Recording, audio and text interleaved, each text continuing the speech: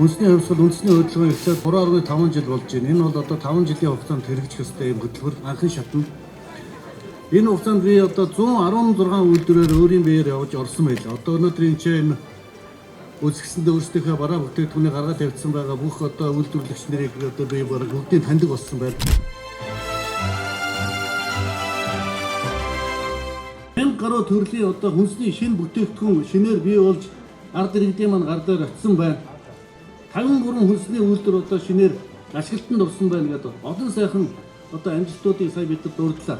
Та бүхнээрээ үнэхээр одоо маш их баярлж бахархаж байна.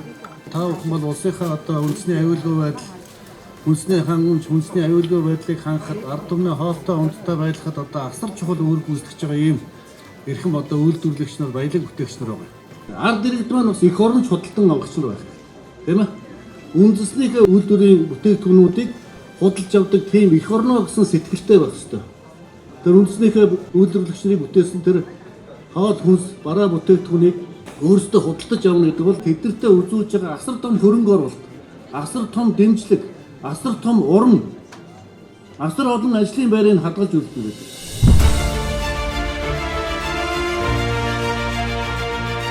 Үндэсний хувьсгалын том зорилго бол энэ сав баглаа буудлын кластерыг босгох байсан.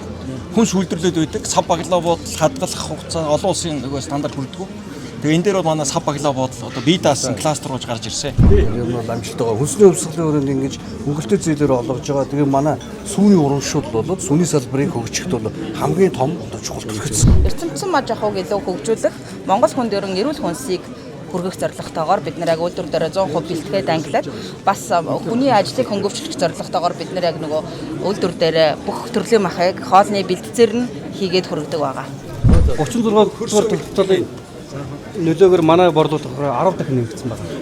Үрдүн борлуулалт. Тэгээд стартап компани байжгаад одоо бие даасан компани болж туслаа гарч ирж байгаа. Бид бүх бүтээгдэхүүнийг органик хэрэгжлийг авчиж байгаа. Органик гэж байгаа яагаад гэвэл бид нэг одоо байгаа махныхаа малж хүн түүхийдийн үнүүдийг дахиад илүү өндөр үнэтэй зарах боломжтой. Дэлхийн зах зээл рүү гарах болцоонуудыг бид бүх зүрхэд бэлдээд байгаа. Энэ байцааны энэ суултыг тариалснараа бид нар Монголд 2 сараас эхлээд хятадын байцаа импортоор олж ирдэг асуудыг бүрэн зогсоосон. Анх бол үндэсний хувьсгал болон хөдөө аж ахуйн яамтай хамтраад Монгол улсад ингээд амжилттай цагаан будаа хурааж авсан байгаамаа. Энэ бол Монгол улсад ургаад цайруулсан яг бэлэн будаа байна. Монгол будаа тариад ургана гэж хүмүүс яддгээс одоо ургаж байгаа үстэй тийм. Тэгэхээр хөдөө аж ахуйн яам болон ерөнхийлөгчийн тамгын газартай хамтарчих юм бол цаашдаа 10 жилийн хугацаанд бол дотоодоо бүрэн хангах боломжтой гэж би олон өрөөд өгнж байна.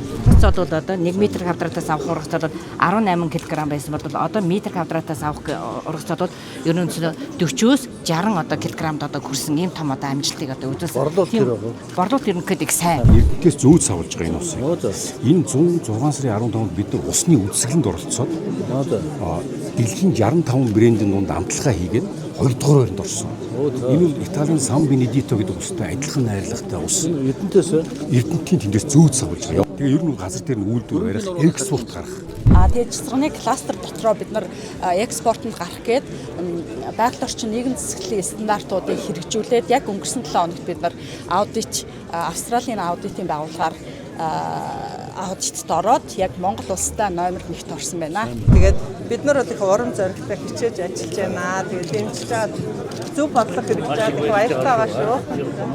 Одоо зээлийнхээ хугацааг биднээс 10 жил, 15 жилээр тавих юм бол энийг ингээд хөл дээр нь тогтцол суурьтай бат бөх болтол нь биднээс хугацааг нь жоохон урт тавьж их юм бол их үйлдвэрлэгч нар их баярлах юм байна. Одоо бид нэр хүнсний хувьсгалыг дараачийн шатанд гаргах 19 төрлийн бүтээгдэхүүнээ үйлдвэрлэснээр энийг экспортлогч одоо үндэстэн болох дараачийн хүнсний хувьсгал 2 гэдэг шатанд одоо гарахыг одоо үйлдвэрлэгч нар маань маш их дэмжиж байгаа. Хүнс үйлдвэрлэл тэгээд Монгол улсын хүнсний аюулгүй байдлын бодлогод ямар үнэтэй хувь нэмэр оруулсан бэ гэдгийг бол өөрийнхөө компани дээр л мэддэг байсан бол өнөөдөр энэ заалан дээр улс орны хэмжээнд мэдрэх боломжийг өгж байна. Энэ бол ингээд манай хөдөө аж ахуйн салбарын хөгжил, тэр дундаа манай зүгөө аж ахуйн салбарын хөгжилд бол энэ хөдөлгөөн цаашдаа эрчимжиж, улам эрчимжиж, өргөжиж ингээд бодлого чиглэл үргэлжлээсэй гэж хүсэж байна. Энэ цаг үед бол бас зээлийн үг бууруулж байгаа гэдэг бол маш том дэмжлэг болж болсон байгаа. Энэ олон компани бүтээгдэхүүнийг харахад үнэхээр нөгөө үр дүн маш их сайн гарч байгаа. Харин энийг үргэлжлүүлэх хэрэгтэй байна. Манай үйлдвэрлэлийн хувьд бол жижиг үйлдвэрлэлээс дунд шатвар ахих боломжийг маш богино хугацаанд өгсөн гэж бид нар боддог. Тэгэхээр үнэхээр бол энэ хүнсний сабаглаа буудлын чиглэлд өсөлт гарсан ийм хэдэн жилүүд болж байна.